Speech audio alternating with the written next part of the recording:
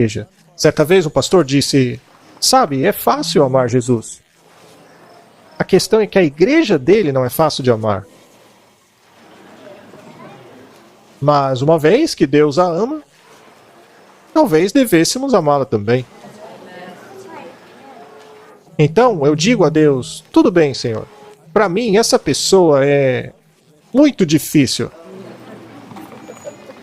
Ajude-me a amá-la. Ajude-me a amá-lo. E sabe uma boa ferramenta para isso? Um sorriso? Não custa muito, apenas exige o movimento de alguns músculos, não é?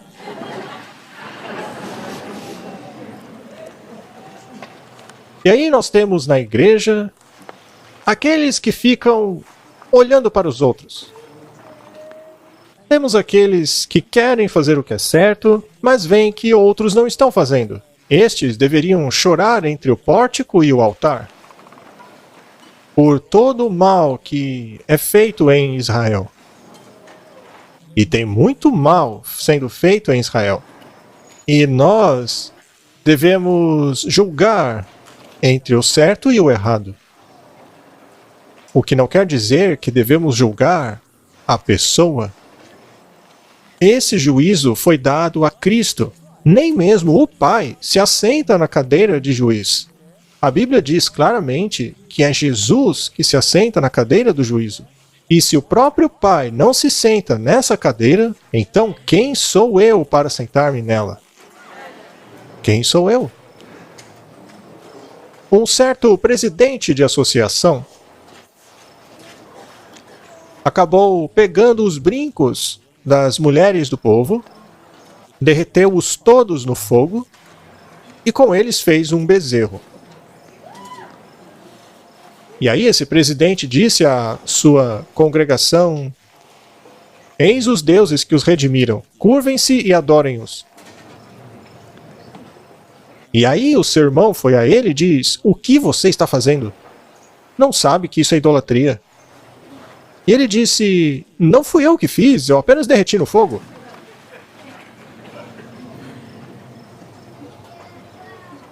Aí os irmãos se uniram e disseram, vamos desligar esse presidente de associação. Ele não merece estar aqui. Veja só o mal que ele causou. Ele trouxe bateria e música de rock na igreja. Ele está usando brinco e um colar no pescoço. Na verdade, eu já vi um assim. Na verdade, eu já vi 2 em minha vida. E um deles foi muito interessante. Um deles era do bloco oriental. Ele odiava minhas palestras. Mas aconteceu da igreja dele me convidar e eu fui lá e preguei. Era um país lá no leste europeu. E ele era um pastor jovem, ele andava com uma guitarra. Ele ficava lá, brincando na guitarra dele, torcendo para acabar logo as minhas palestras, para que eu pudesse sumir do mapa dele. Foi muito difícil trabalhar com ele, porque quando ele sorria assim. E eu sabia exatamente o que ele pensava de mim. Foi difícil, foi muito difícil. Mas sabe de uma coisa? Eu simplesmente continuei. Porque nem todas as pessoas são assim. E então, mais pro fim das palestras, ele veio para mim, de repente, num estado total de choque. E disse, eu posso ter todas as suas palestras? Eu pensei, o que aconteceu com esse cara? Será que ele quer os DVDs para queimar ou... Aí eu perguntei, por quê? Porque eu quero assistir tudo. Mas por quê? Ele disse, porque é importante que eu assista todas. Tá, mas por quê? Ele respondeu, porque a minha avó, que tem 80 anos, disse para mim ontem que agora ela finalmente pode morrer em paz, já que agora ela sabe que a mensagem adventista ainda está viva. Imagine só. Nada que eu pudesse ter dito poderia causar aquilo nele. Nada. Nada. Mas uma palavrinha da avó dele mudou tudo. Agora, reforma da saúde. Vocês também colocam rótulos no junta-panela de vocês? Isso aqui presta, isso aqui é lixo.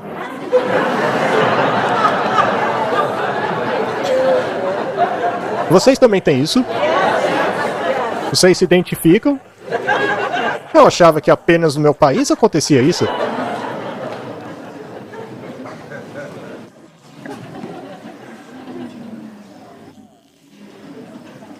Em uma ocasião, uma moça foi até uma mesa que não tinha esses rótulos. E ela perguntou: "Você poderia, por favor, me dizer quais desses pratos não levam leite?" Rapaz, acabaram com ela. Mandaram ela para o espaço, como se ela fosse uma astronauta. Ela ficou chocada. Ora, se tá na mesa é para comer, coma logo e cale sua boca. E então ela escreveu uma pequena carta, explicando que o filho dela era muito alérgico. Quando ele ingere laticínios, ele imediatamente entra em um estado no qual não consegue respirar e tem que ir direto para o hospital. Então ela perguntou por causa do seu filho. Então, algumas pessoas ficaram meio desconcertadas com aquilo e pensaram em se desculpar. Pelo menos eu espero que sim. Mas é assim que funciona. Os discípulos foram a Jesus e João e Tiago disseram: "Permita-nos que sentemos um à sua direita e outro à esquerda." Veja só que pedido. Então Jesus olhou para eles e perguntou: "Por acaso vocês conseguem beber o cálice?" "Sim, nós podemos." "Muito bem, vocês vão beber." Mas que mudança aconteceu com aqueles discípulos? E é o mesmo conosco.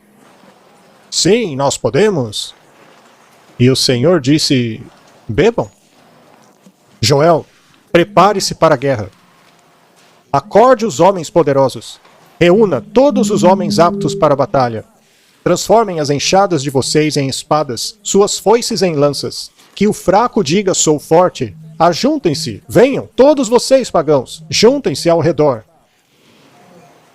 Faça descer os teus poderosos, ó Senhor, que os pagãos sejam despertados, para que venham ao vale de Jeosafá, pois lá eu me assentarei para julgar todos os pagãos. Lancem a foice, pois a colheita está madura. Multidões, multidões no vale da decisão. Como entraremos nessa guerra que está bem diante de nós?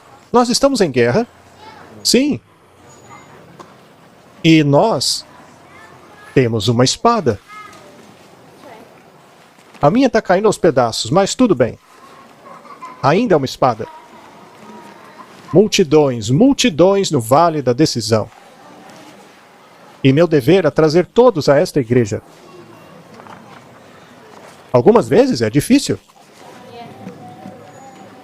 O Senhor não está trazendo multidões a essa igreja porque ela não está necessariamente pronta para recebê-los. Enquanto há um monte de gente lá fora em Babilônia, a igreja fica discutindo e brigando por causa disso, daquilo e daquilo outro.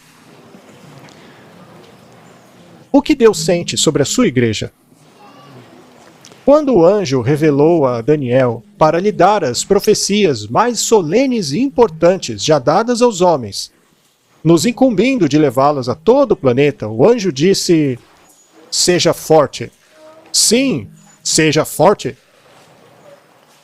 Temos que receber a mesma glória revelada a Daniel, porque o povo de Deus, nestes últimos dias, deve soar as trombetas. Quando Cristo voltar uma segunda vez, todo mundo será dividido em duas classes. Não 10, 2. O justo e o injusto, o inocentado e o condenado, o trigo e o joio, os que estão do lado de fora e os que estão dentro da igreja. Precedendo o grande sinal da vinda do Senhor, do Filho do Homem, haverá grandes sinais e maravilhas, cujas gotas, aliás, já começaram. Já vemos a fúria de Deus em algumas coisas. Deus já não está restringindo completamente o poder das trevas de levar adiante sua obra de contaminar o ar. O inimigo tem colocado seu miasma mortal em nossa fonte de vida e nutrição. Não apenas a vida vegetal sofre com isso, mas os homens também sofrem com pestilência. Então, tem esse presidente de associação que fez um bezerro dourado. Ele certamente deveria ter sido excluído. Mas Deus o removeu? Não. Ele foi restaurado. Ele foi transformado. Sim. Será então que deveríamos julgar as pessoas pela sua aparência atual? Como é que vamos lidar com todas essas coisas? O que fazer com nossa igreja? O que fazer com ela? Essa questão é um grande problema. Ajustando a cabeça. Isaías disse: os pecadores em Sião estão com medo. O temor surpreendeu os hipócritas. Quem entre nós habitará com fogo devorador? Quem entre nós habitará nas chamas eternas?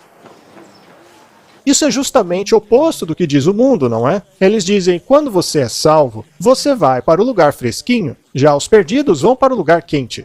Mas o texto sugere que é o contrário. Aquele que anda justamente e fala retamente, aquele que despreza o ganho pela opressão, que tira sua mão de segurar uma propina, que impede que seus ouvidos ouçam sobre sangue e fecha os seus olhos de ver o mal, este habitará nos lugares altos. Seu lugar de defesa será o refúgio das rochas. Pão será dado a ele, e a sua água será certa. Estas são belíssimas promessas da Bíblia. Eu acredito que estamos vivendo em Ezequiel 9. O que vocês acham? Então ouvi clamar em alta voz: tragam aqui os guardas da cidade, cada um com uma arma na mão. E vi 6 homens, que vinham da porta superior, que está voltada para o norte, cada um com uma arma mortal em sua mão. Com eles estava um homem vestido de linho, que tinha um estojo de escrevente à cintura. Eles entraram e se puseram ao lado do altar de bronze. Isso é na igreja? Bem, se eles estão ao lado do altar de bronze, isso é bem no coração do templo. É a igreja de Deus, porque vocês são o templo do Deus vivo. É isso que diz a Bíblia. E a glória do Deus de Israel levantou-se de cima do querubim, de onde estava, e se moveu para a entrada do templo. E o Senhor chamou o homem vestido de linho e que tinha o estojo de escrevente à cintura. E lhe disse: percorra a cidade de Jerusalém e ponha um sinal na testa daqueles que suspiram e gemem por causa de todas as práticas repugnantes que são feitas lá fora no mundo. É isso que está escrito? Não! Ainda bem que vocês perceberam. Das coisas repugnantes que são feitas no meio de vocês. Portanto, queridos, se não há apostasia nessa igreja, então saiam dessa igreja e procurem uma que tenha apostasia. Do contrário, vocês estão na igreja errada. Muito bem. Enquanto eu escutava, ele disse aos outros: sigam-no por toda a cidade e matem. Sem piedade ou compaixão. Matem os velhos, rapazes, moças, mulheres e crianças. Mas não toquem em ninguém que tenha o sinal. E comecem pelo meu santuário. Então eles começaram com as autoridades que estavam na frente do templo. Isso é terrível. E isto está prestes a acontecer. Haverá uma terrível sacudidura. Mas quem é que vai executar a sacudidura? Deus. Deus irá, e não eu.